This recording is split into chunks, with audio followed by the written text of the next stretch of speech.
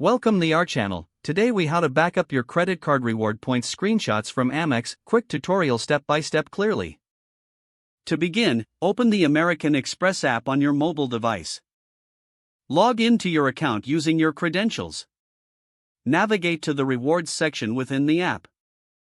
Locate the reward points you wish to back up. Take a screenshot of the page displaying your points. On most devices, this can be done by pressing the power and volume down buttons simultaneously.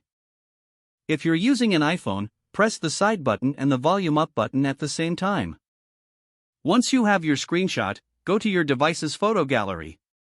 Select the screenshot you just captured. Rename the file to something easily recognizable, such as Amex Reward Points.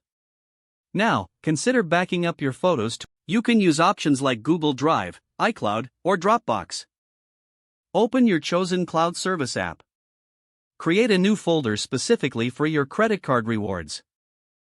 Upload the screenshot of your reward points to this folder. Ensure the upload is complete before closing the app. For added security, consider backing up your screenshots to an external hard drive. Connect your external hard drive to your device.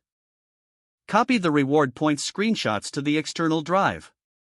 Verify that the files have been successfully transferred.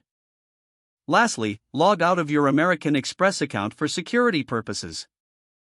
By following these steps, your credit card reward points screenshots will be safely backed up. If the page does not load, refresh the browser or try again in a private or incognito window. Make sure you are using the correct email address, then retype it carefully to avoid small typos. If your password is not accepted, use the reset option and create a new strong password you can remember.